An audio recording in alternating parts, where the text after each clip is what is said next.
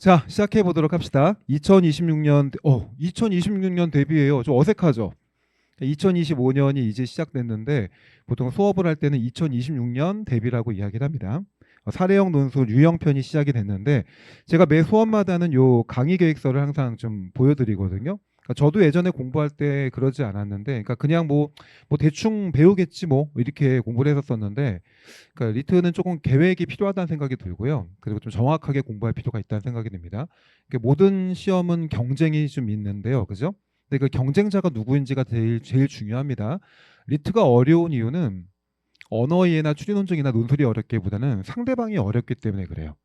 그러니까 이 경쟁에서 이겨야 되기 때문에 그런 점 때문에 조금 더 정확하게 공부할 필요가 있다는 생각이 들고요. 그럼 오늘 어디를 공부하고 있는 거야 이런 걸 아시고 거기에 맞춰가지고 좀 복습하는 형식으로, 그러니까 리트 논술은 좀 복습 형식으로 하는 것도 제가 좀 강추 드리는 것 같습니다.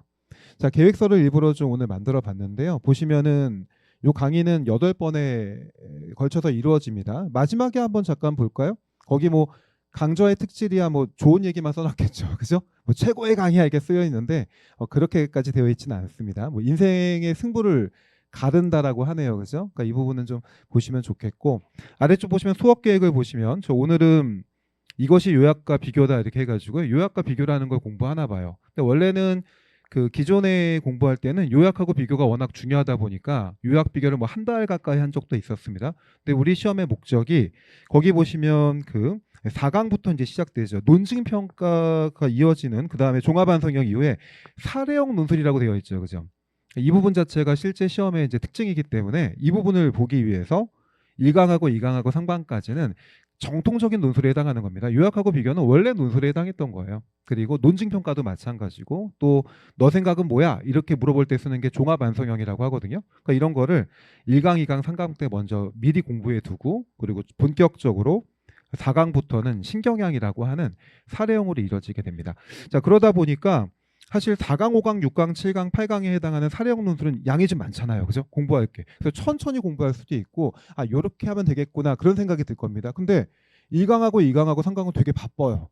그러니까 제가 좀 욕심이 있는 건지 모르겠는데, 그냥 처음부터 사례형 논술이라고 해가지고 천천히 하면 좋은데, 저는 그 전에 먼저 그 기반을 좀 닦아야 된다는 생각을 하거든요. 근데 그 기반이 바로 요약하고 비교. 그리고 논증 평가라고 하는 건 뭐냐면 상대방을 공격하는 거를 논증 평가라고 해요. 그러니까 가번의 입장에서 나번의 입장을 반박해 보시오. 이런 거를 논증 평가라고 하는데, 이제 그런 거는 좀 알고 있어야 되기 때문에 그런 걸 좀 2강 때 넣어놓은 거고, 그리고 어쨌거나 논술이라고 하는 건 내 생각을 써야 되는 거잖아요. 그죠? 이런 부분 때문에 종합완성형이라고 하는 정통적인 걸 먼저 공부하고 4강부터 이제 실제 기출에 해당하는 사례형 논술로 이제 바뀌게 된다라는 거 이렇게 해주시면 되겠습니다. 자, 그러니까 결론적으로 이야기하면 유형편이라고 하는 것은 말 그대로 어떻게 출제가 되는지 그 형식을 공부하는 건데, 그 중에서 1강하고 2강하고 3강은 정통 논술을 공부하는 것이고, 4강부터 이 정통 논술을 기반으로 한 신경향을 사례형 논술이라고 합니다. 이런 부분으로 출제가 되는 것이다. 이렇게 좀 보시면서 시작하면 되겠습니다. 강좌 범위 멋있죠?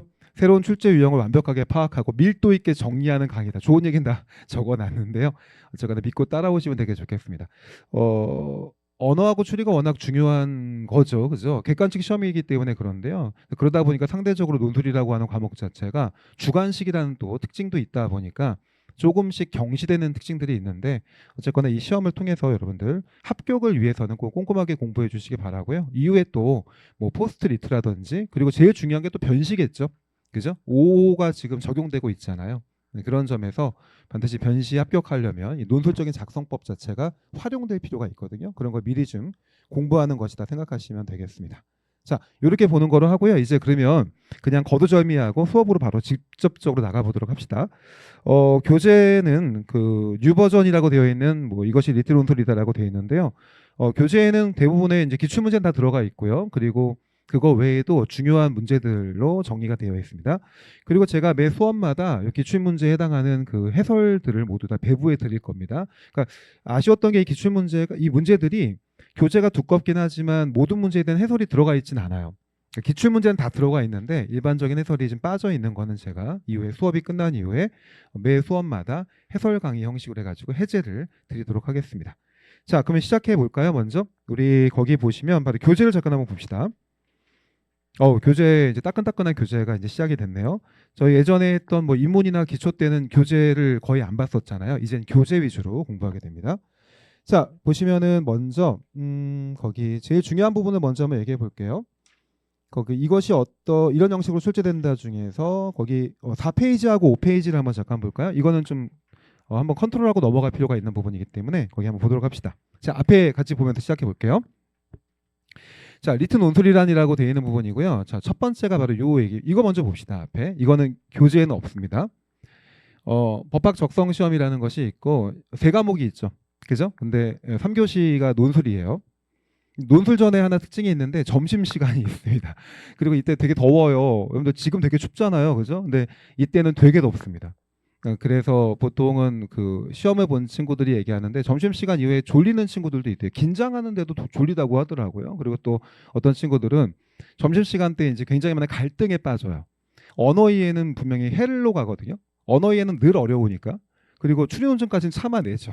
근데 추리논증까지 이제 포망했다는 생각이 들면 집에 가고 싶은 거예요. 이런 그 갈등이 생긴다고 하는데 절대 가시면 안 되고요. 자, 3교시는 이제 논술 시험이 시작되는데 2시에 시작되네요. 그죠? 그래서 3시 50분까지. 그러니까 과거에는 2시간이었는데 이제 1시간 10분으로 시간이 줄었고요. 그리고 문제는 2문제가 출제가 되죠. 가장 큰 특징은 언어하고 추리는 문항수가 되게 많아요. 그러다 보니까 수업할 때 이렇잖아요. 선택과 집중이 필요하다는 얘기 되게 많이 하시죠. 그러니까 모두 다 만점을 목적으로 한다면 놓치는 문제가 있으면 안 되는데 언어 같은 경우는 작년을 봐도 10개의 지문 중에서 하나 정도를 그냥 버리는 분들이 되게 많더라고요. 전략적으로. 그리고 또 글을 읽는 게 좀 늦으신 분들은 한 7개 정도 읽다가 8개 때 급하게 마무리가 되는 분들도 좀 있고. 근데 그럼에도 불구하고 합격이 되기도 하거든요. 근데 그거는 언어와 추리가 갖고 있는 선택 때문에 그래요. 선택과 집중 때문에. 그러니까 만점을 다 받으면 되게 좋은데 그게 불가능한 시험이라고 하는 거는 공부하다 보면 알게 되는 거죠. 그런데 논술은 어때요? 선택과 집중했다가는 큰일 나요. 그죠? 2문제이기 때문에 한 문제가 50점인데 이거 그냥 버려버리면 어떻게 돼요? 그죠? 버리면 진짜 0점이 되거든요. 그러니까 주관식 시험의 특징이기도 한 거죠. 그래서 논술은 2문제이긴 하지만 모두 다 집중해야 되는 특징이 있다. 이렇게 받으시고 제가 매번 얘기했지만 점심시간 때 너무 배부르게 드시지 말고 쪼꼬바 같은 경우도 괜찮다 이렇게 하시고 요새 보니까 뭐 세계 과자점 같은 데 보면 500원짜리 쪼꼬바도 있잖아요. 그런 거 한 2-3개 정도 가져가셔서 공부하면 어떨까 생각이 들기도 합니다. 자, 이게 시간이었던 거고요. 언어 이해가 먼저 시작되죠. 그죠? 시간은 그게 길진 않네요. 언어 이해가 70분 안에 풀어야 되네요. 추리논증은 시간이 좀 길기도 하고요. 그죠?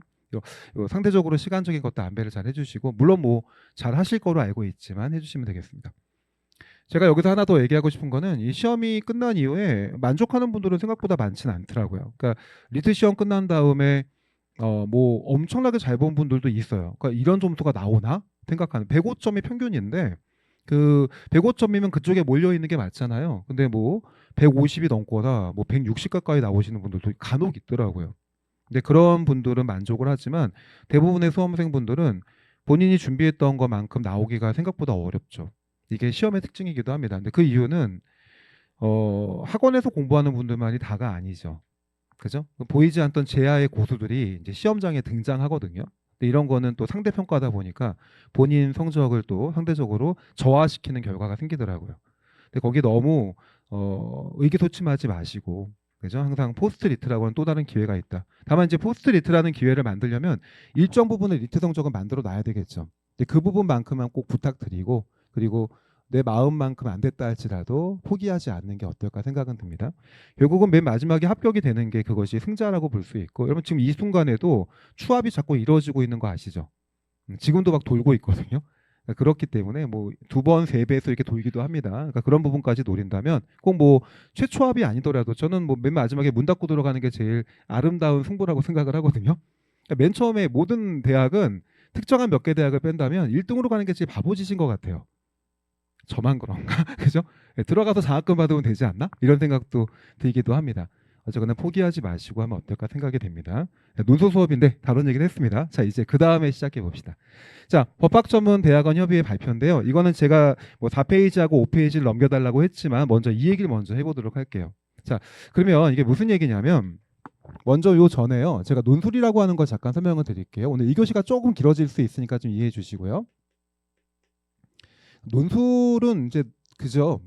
논술이 뭐야? 이렇게 하면 뭐 다들